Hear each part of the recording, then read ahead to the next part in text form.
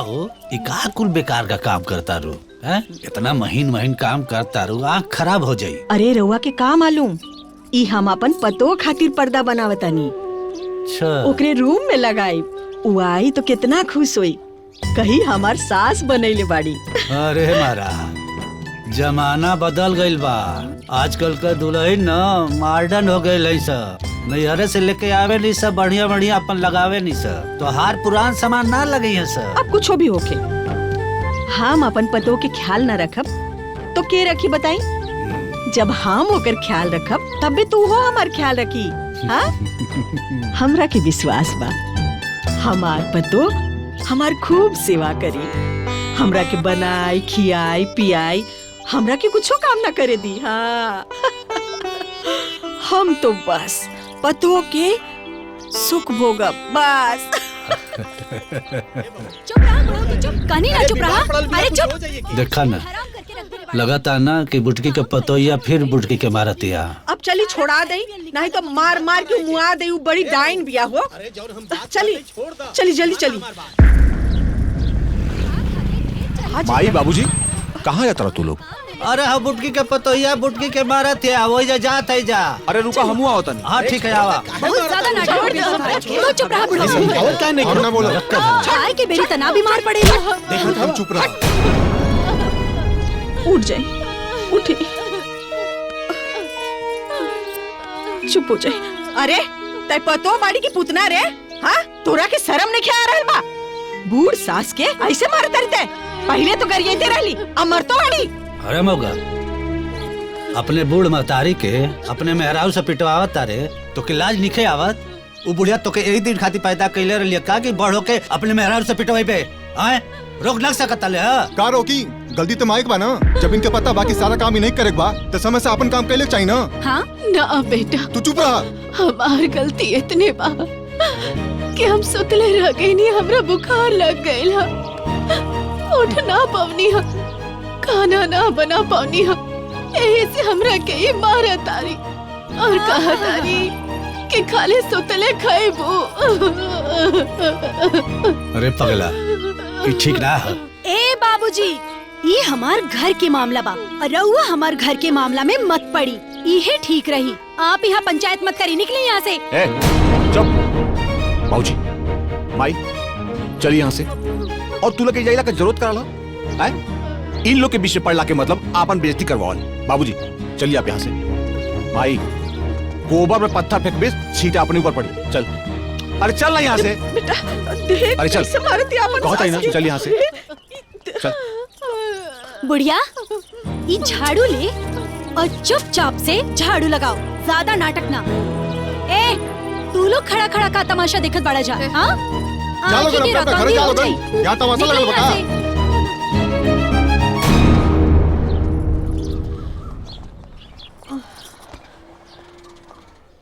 बतावा कहा जमाना आ गइल बा, पतो सास ससुर से सेवा करावतिया, घर के कुल काम करावतिया, और बेचारा लोग थक मन के बैठ जाता तो मारतिया पीटतिया। ये सब देख के हमार मन बहुत घबरावता। हम रहूं एगो बेटा बा, हमरो पतो आई, हमार का होई? बाप रे।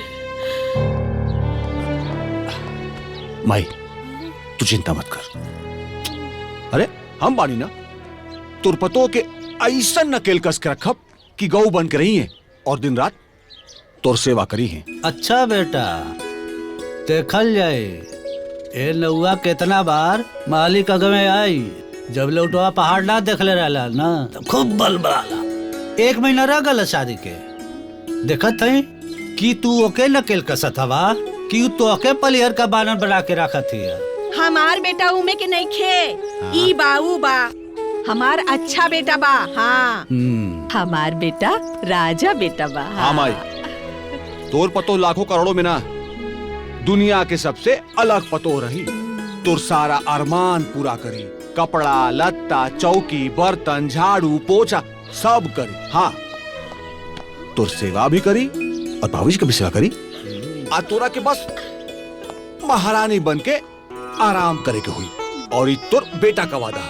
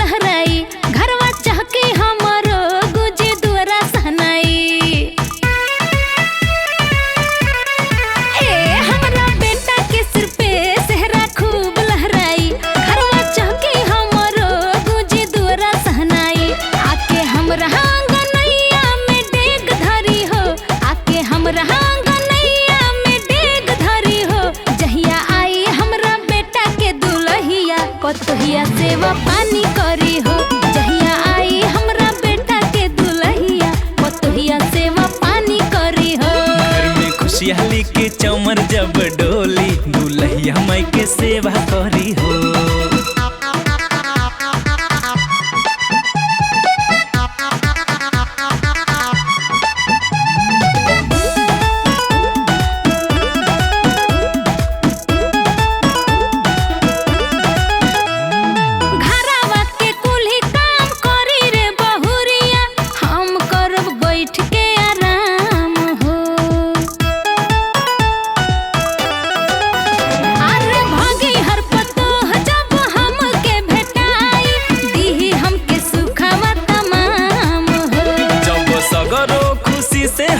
घर भरी हो, जब सगरो खुशी से हमर घर भरी हो। जहिया आई हमरा बेटा के दुल्हिया पतोहिया सेवा पानी करी हो।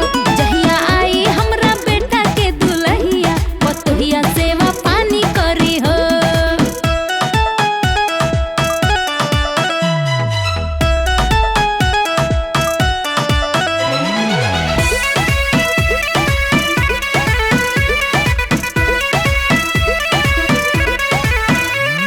नीक लगी हमारा के कितना हो दिनावा माई के जिया जब जुड़ाई हो।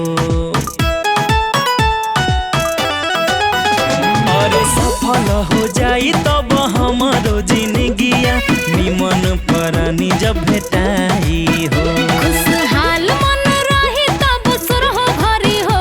खुशहाल मन रही तब सुर हो घरी हो। जहिया आई हमरा बेटा के दुल्हिया पतोहिया सेवा पानी करी हो। जहिया आई हमरा बेटा के दुल्हिया पतोहिया सेवा पानी करी हो।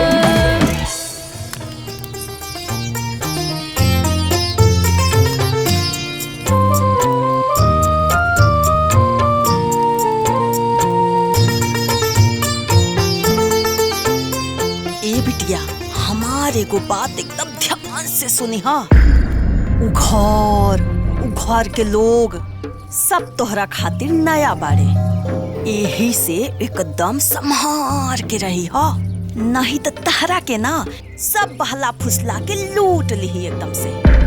और अपन ही गहना गुड़िया, अपन ही साजबाज कुल एकदम संभार के रखी हो, एकदम सतर्क से रही हो। और हाउ जौन साजबाज बानू कुल संभार के केहू पे भरोसा मत करी है तू। पवन के माई विदाई के बेला हो गेल बड़े और तू बैठ के बात करत बड़ू। अरे जल्दी करा। अरे ऐसा कौनो बात ना बा, कुल तैयारी हो गइल बा। अरे तनी खाली बिटिया के समझावत रहने, इस ससुरा में केहू के बहकावे में मत आइहा, केहू पे मोहैया मत, ना त लुटा जाइबू। हाँ बिटिया एकदम सही कहत बड़ी, एकदम सचेत रहिया। अपन सर सामान जेवर केहू कितनो मांगे दिया जिन। अरे इतने ना, अरे वहाँ ब्याहे में तहार नानात नंदोई फुआ फूफा और न जाने कितना नात रिश्तेदार आयल होकिए। तोहार सास सब के विदाई में तोहार गहने मांग के विदाई करे चाहिए, लेकिन तू एक गहना के हुक्म मत दिहा। हाँ, और सुना एक बात और, शुरुए में जब जाया ना तो शुरुए से सबका नकेल कस के रखी हा, जमना से सब काबू में रहे, नहीं तो सब तोहरा पे हाथ, और फिर जिंदगी भर गुलामी करे के होखी। इतने ना दमाज के, अरे दमाज के बस तू काबू में रखी हा, कब्जे में रखी हा। ओकरे बाद जब उन बस में रही है, उनका संगे सब बस में रही। बुझाइल? ठीक बा माई, हम रउआ लोग के बात ध्यान में रखा। अरे जल्दी करा, विदाई के मुहूर्त निकल जाता। हाँ हाँ चल चल यहाँ बताइए। हाँ अरे वो बच्चा रे। लेके चलाए दुल्हन लेके चला हो, जैसे बसवाने वेला वैसे ई लोटवा के गिरा के गृह प्रवेश करा। भैया बिना नेक के हम घर में ना जाए दे। अरे अभी जाए दे, बाद में ले लिए। ना भैया ना, पहले डाला नेक फिर घर के अंदर डाला डेग। नेक में उधारी ना चलेला। ठीक बा बाबा, ठीक बा, अभी ये देता नहीं। रुक।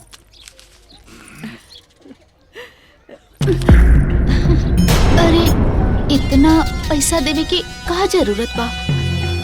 ई 500 ली दे दी। आई ले पकड़। अरे पगली पगली ले ले, नेक बात, खुश रह। वाह भाभी वाह, अवते भैया के बचत करावे लगलू। अब देखा हो हमार पतो कितना अच्छा मिलल बढ़िया।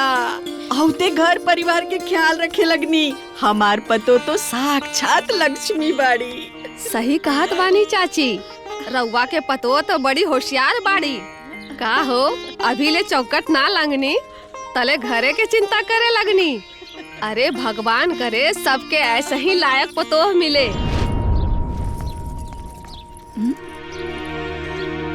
भाभी घूंघट तो कर लेती, सब लोग देखे आइल बड़ी। अरे जब ओहिजा जाके हमके मुंह दिखावे के बा, घूंघट उठावे के बा, तो अभी घूंघट लेवे के का जरूरत बा? और ई घूंघट लेवे से ना हमरा के बहुत घुटन होला, बहुत घुटन होला। अच्छा ठीक बा, चली। चाची मुहुआ देखा दे तनी पुतहिया के। देखिया लोगन कितना सुंदर बाड़ी। घर के लोग सब तोहरा खातिर नया बाड़े, एही से एकदम संभार के रही हो, नहीं तो तहरा के ना सब बहला फुसला के लूट ली है एकदम से। ए बहिनी, ई तो बिना घूंघटवे के आगल बाड़ी हो। का ए चाची, ई तो बिना मुंह दिखाइए के आगल बाड़ी हो। अब का मुंह दिखाई के रस्म होई? अब हमनी के मुंह दिखाइयो बचल।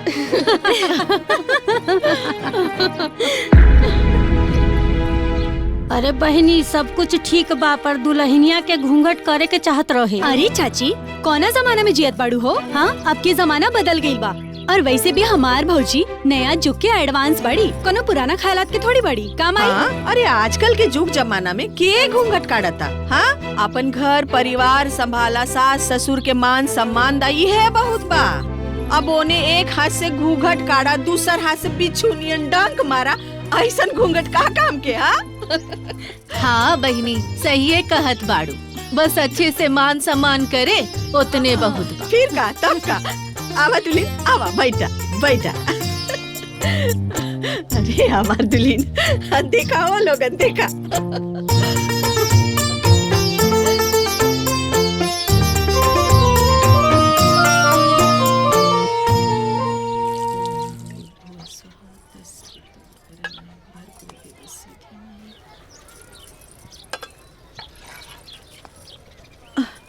ए बिटिया।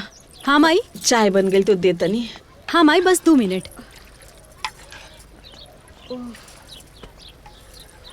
माई। हाँ देखा तारू भाभी अभी ले सुतले बड़ी, ये कुल ठीक नहीं खे।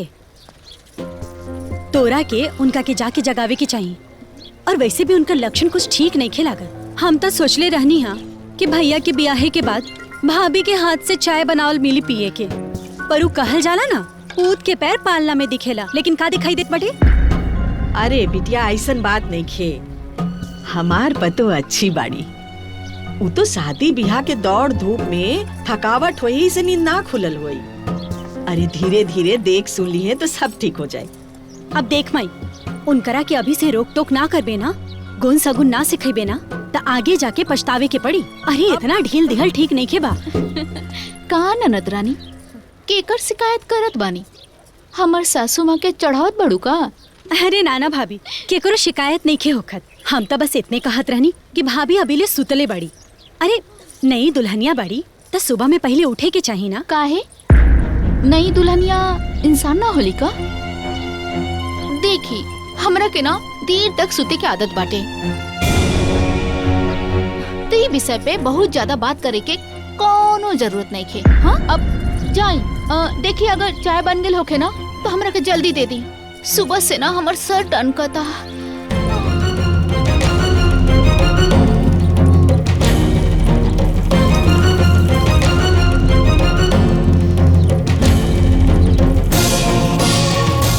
इली भाभी।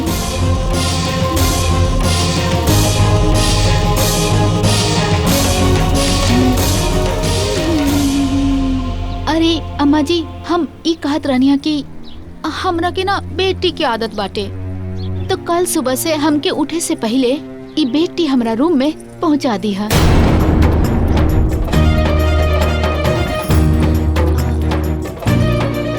चीनी थोड़ा ज्यादा बा, थोड़ा कम।